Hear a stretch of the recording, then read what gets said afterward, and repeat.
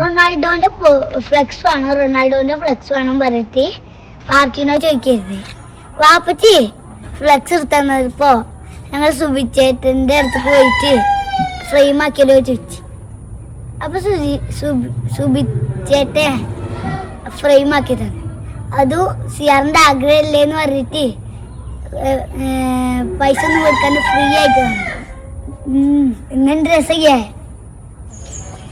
എല്ലാരും വന്നിട്ട് കമന്റ് ചെയ്തിട്ട് നിങ്ങൾ ആരെ ഫാനാണ്, ആർക്കാണ് ഏറ്റവും കൂടുതൽ ഫാൻ ഉണ്ടാവാൻ നോക്കുന്നല്ലോ.